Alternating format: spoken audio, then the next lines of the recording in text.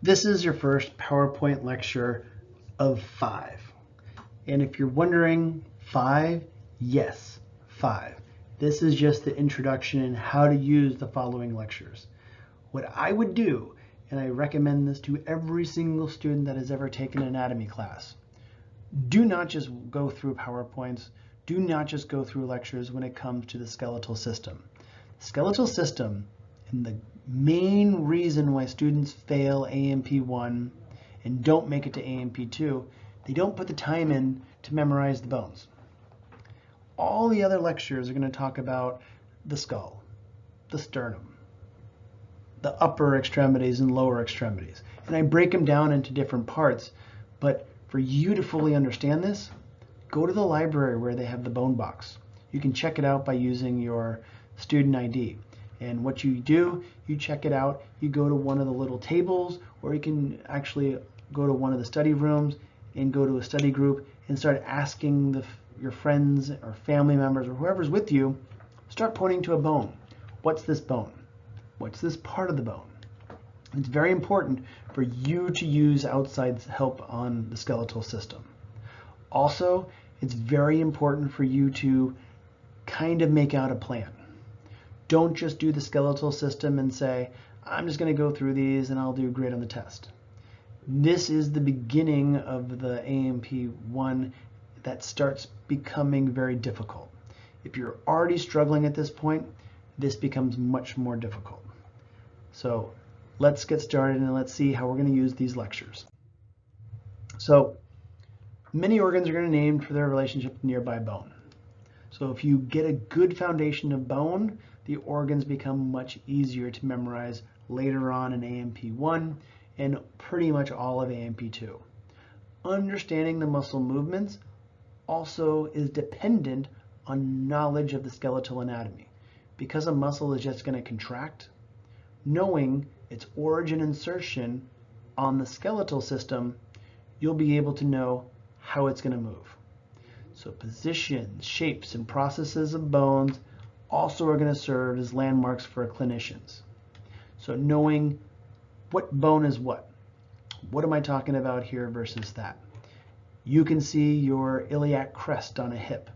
That's a good landmark when you actually are talking about and trying to diagnose a patient. It's broken down into 2 sections. The axial is going to be tan down the middle, so the skull, the vertebrae, the ribs. Appendicular is green. So appendicular is going to be the freely moving from the clavicle and the scapula all the way down to the fingers, and then the hip all the way down to the toe. But all of them are going to be able to move freely. You have 206 bones in a typical adult. Now, if that sounds crazy, it is. But if you think about it, 206 kind of goes down to at least half. Because you have 2 humeruses, you have 2 femurs, you have 2 of these bones that you've already known, and if I said the word humerus and femur and you knew what I was talking about and where they are, then you don't even have to memorize where they are. So that drops it down even more. But also, if you kind of think about it, there's a lot of bones you don't know. So it's going to take you a long time to determine which one's which, where are they. You might have multiple bones. You might have bones inside of the sutures. They're called Wormian bones. That can be the reason why some people have 210. You also have 270 bones at birth, but then they start to fuse together and that number goes down. But none of those are in red, so not important. They're just here to kind of either scare you or hopefully motivate you. They're going to have surface markings, ridges, spines, bumps, depressions, canals, pores, slits, cavities, and articular surfaces. All of these are going to have names. So not only are you memorizing 206 bones, you're memorizing probably 3 to 8 things on each bone. So add that together, there's a lot of things you got to start thinking about, starting with this chapter. So some of the things we just talked about, how are we going to study it? So with the articulated skeleton in the lab or in the library or in the SLC, they're held together with wires or rods. They show how they're linked together to each other, and it kind of gives you an idea.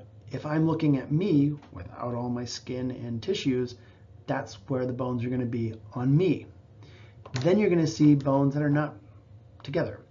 These are going to be more likely called bone boxes because they keep the bones in a box, so it's easy to say bone box. This is what you can check out in the library, and this is what you can kind of study with friends. A lot of your lab classes and a lot of the questions on the exam are going to be taken from which of the following structures are found on a temporal bone. You need to think about the temporal bone, but the way most people think is they can visualize it. So if you're studying in the library or the SLC and you're holding the temporal bone, naming everything, you can think back to when you're holding the bones in lab or when you're studying, and think about it when you're taking this test. And finally, there's a lot of different structures we're going to go over.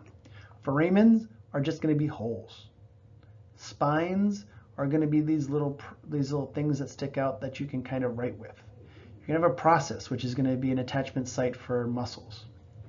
You can have a process right there that's just another attachment site for muscle. Spine, you can have fossas, which are indentations. Condyles are usually the attachment sites for bones. Epicondyles are the attachment sites for muscles or ligaments. You can have trochanters. Trochanters are only found on the femur because they're very big. And this is why holding it in a lab or holding it in the library or SLC is important to see the difference between a trochanter and a tubercle. So please go through all these structures, kind of get used to them, but more importantly, when you start progressing through all these lectures, start seeing what these names are called.